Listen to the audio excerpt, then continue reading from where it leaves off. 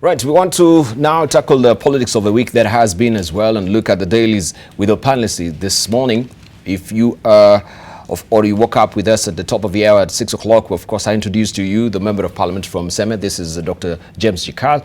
Also joining us this morning, we have with us Governor Nyong'o, who is the governor for Kisumu. We do have with us as well Samuel Pogisio, who is a senator from West Pokot. We have with us as well Jeremiah Kioni, who is a member of parliament from Daragwa. And I think that's all. We shall continue with the discussion. You can hit us on Twitter. AM Live NTV is our Twitter handle. AM Live NTV. Oh, Okong'o Wogeni.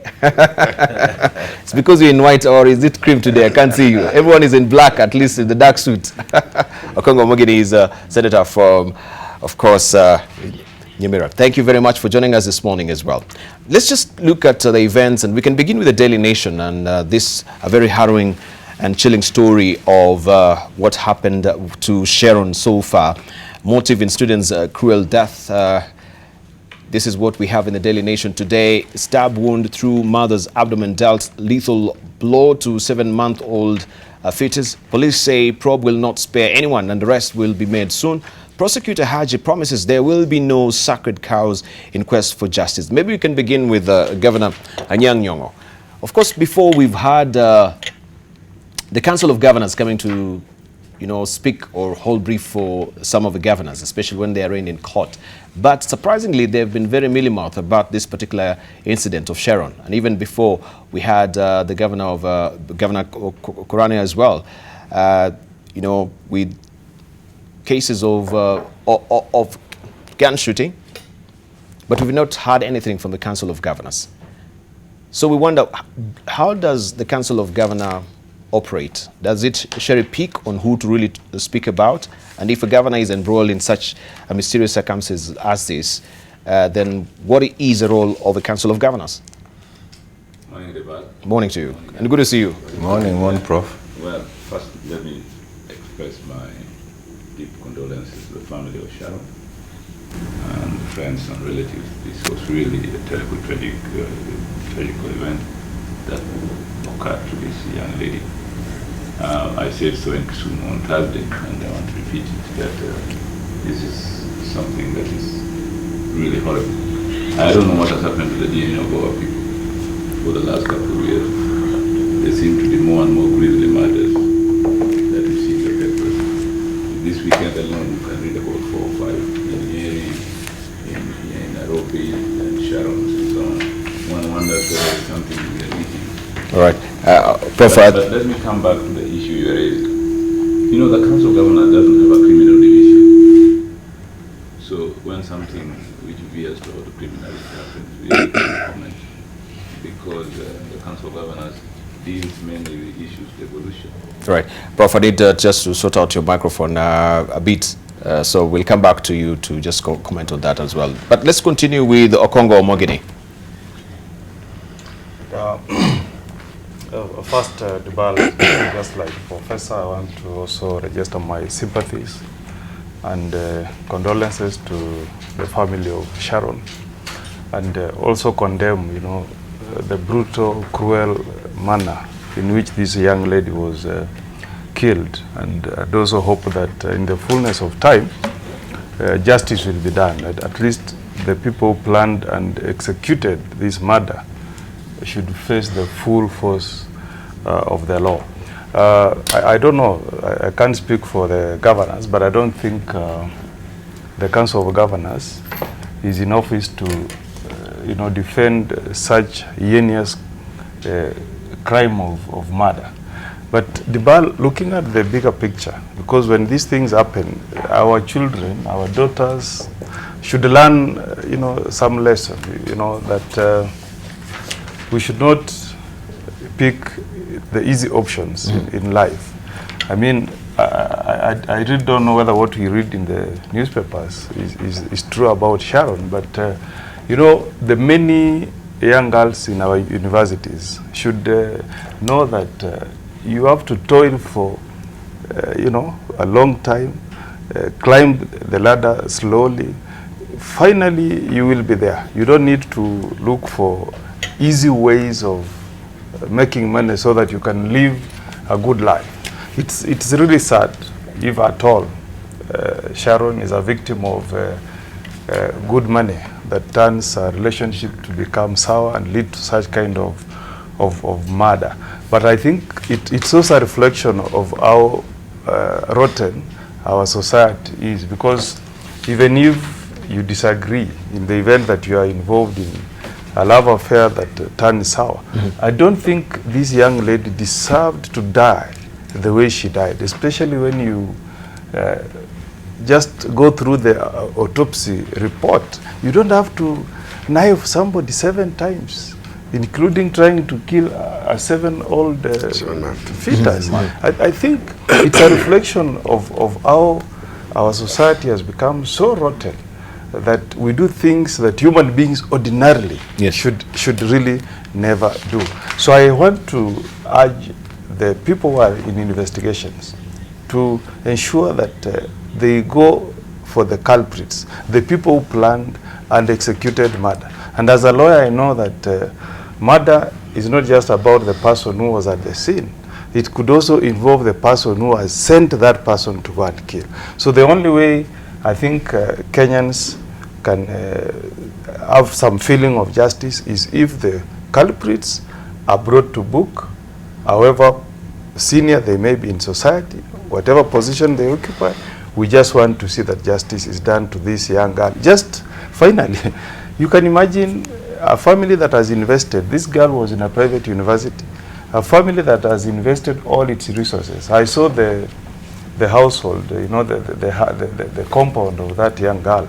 The family was looking forward to this girl finishing her studies, coming back to help her parents, and she's just died like that.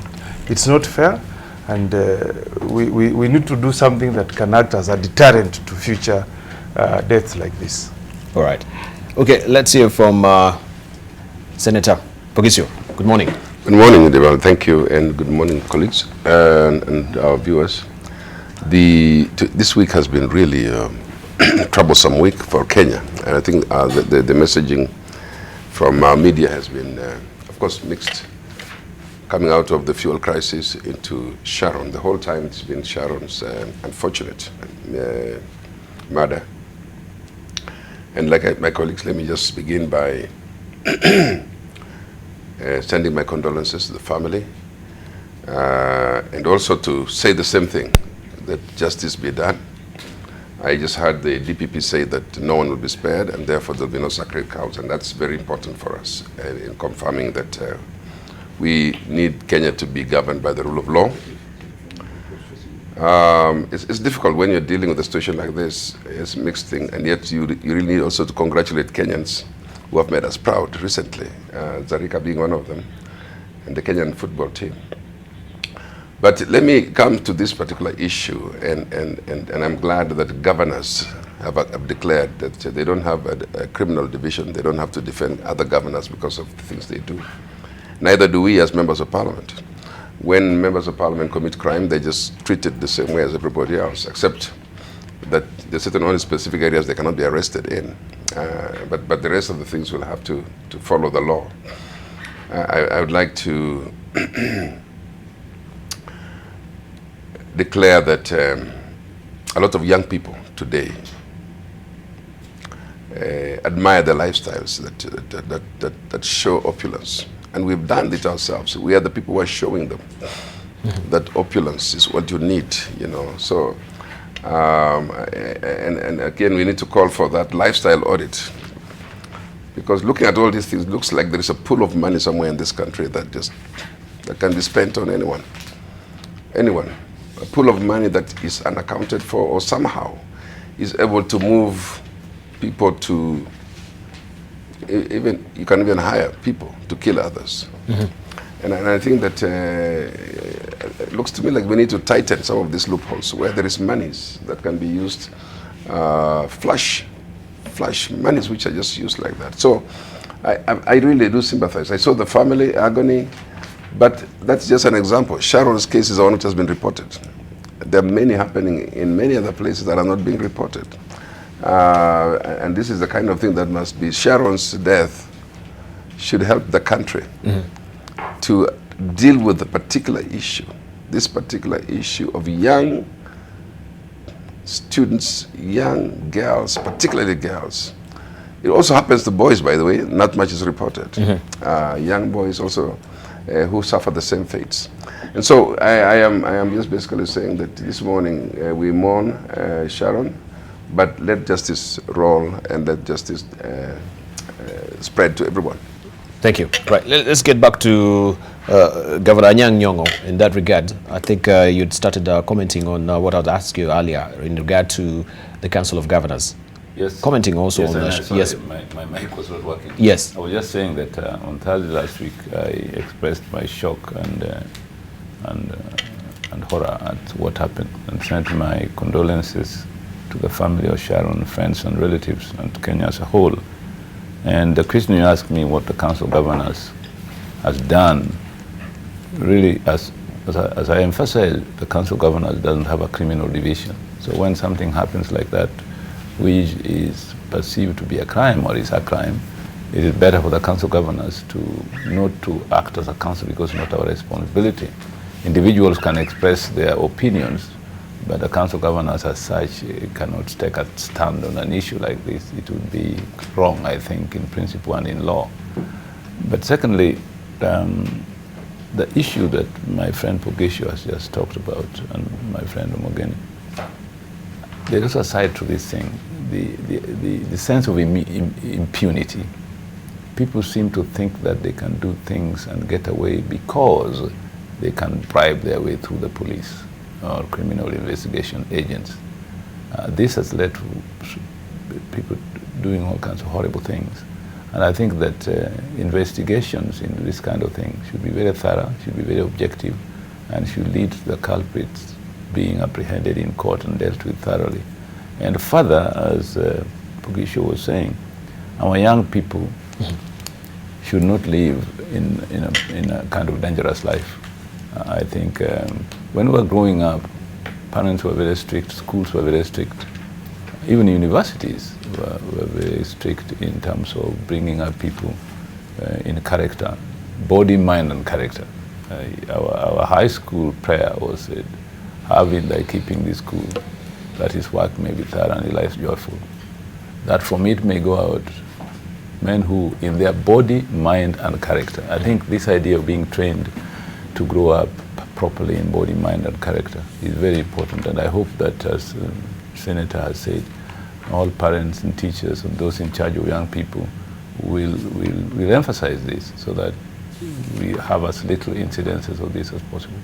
All right, thank you. Jeremiah Kioni, good morning. Morning, Ba. Yes. And colleagues. And I don't think I want to join my colleagues in sending my condolences to the family of Sharon.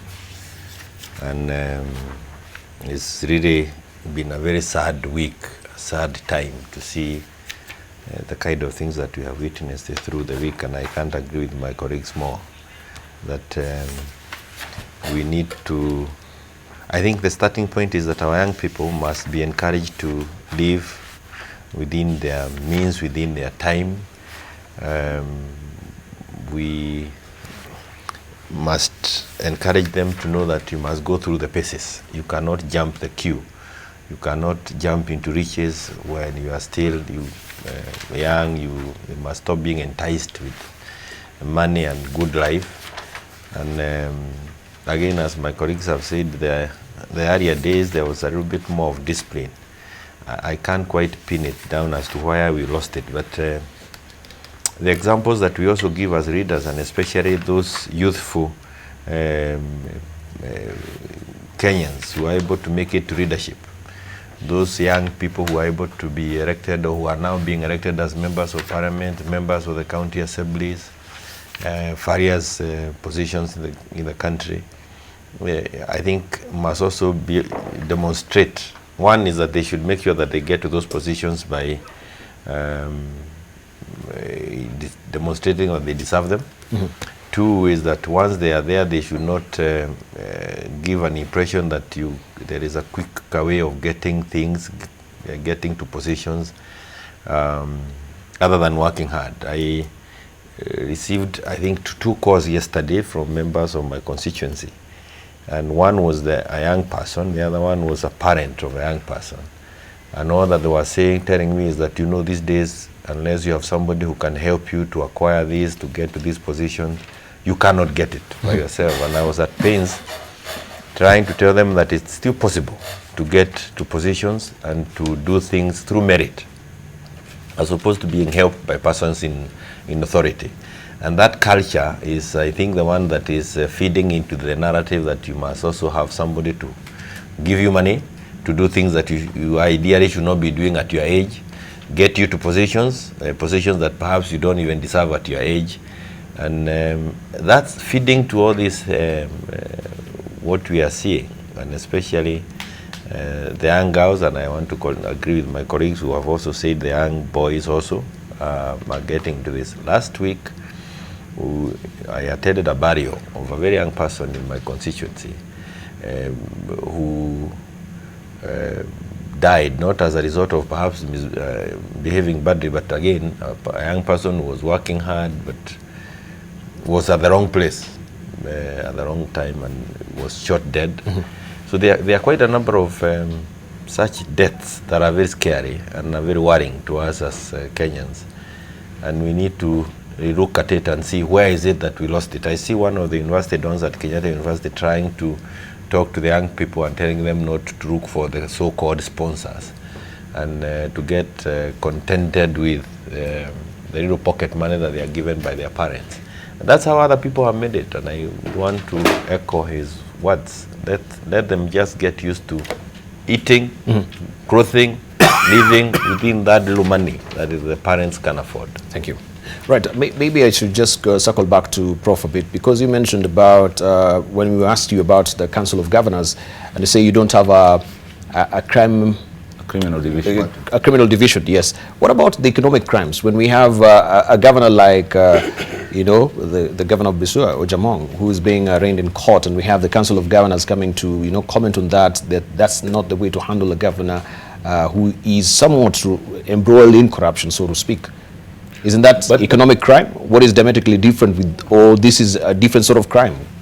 No, economic crimes and these other crimes are different. If you remember, I was chairman of Public Investments Committee. But it still falls under the ambit of crime. I mean, when we crafted the law on economic crimes, if you read the law very carefully, the investigation of economic crimes is a little bit different from these crimes, proper crimes so-called.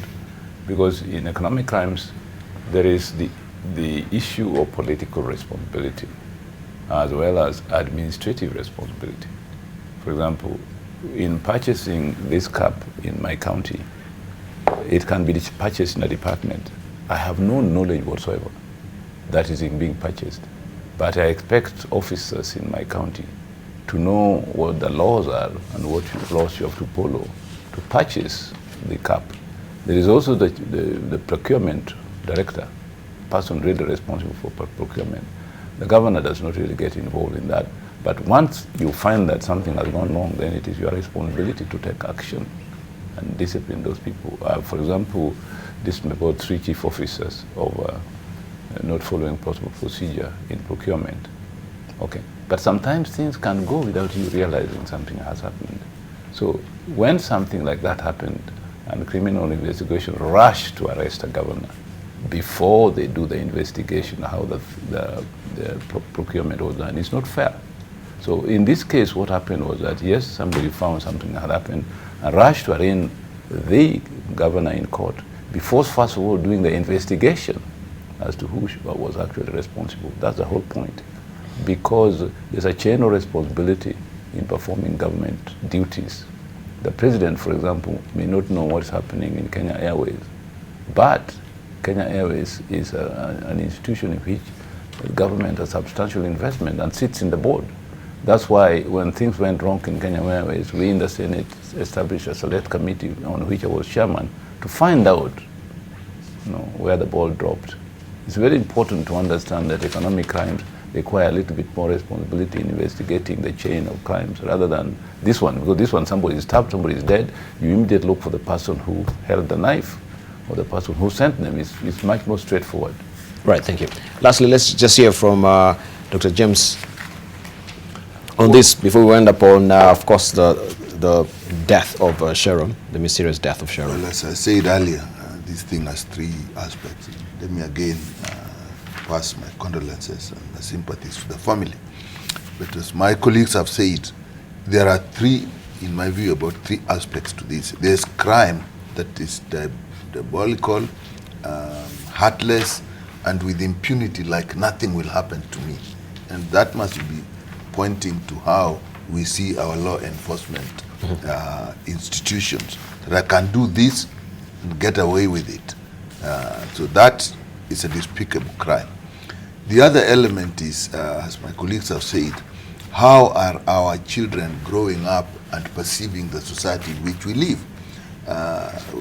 We've said that our children should be content with what they have, but it's also important on how we parent them. As parents, we actually give the children the moral armor which they wear as they go out there in society.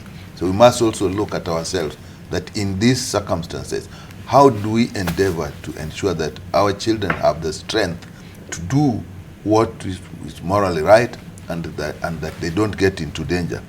And again, the third one is, what is the national ethos? You see the issue of corruption and crime all over. You look at the papers.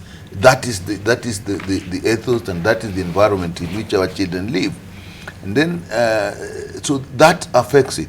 And then the other bigger picture is the management of our universities. As I said earlier, people who are going to university now are really having a lot more advanced situations. And we have come to a policy that you do not tie the number of students you admit to the number of beds and hostels.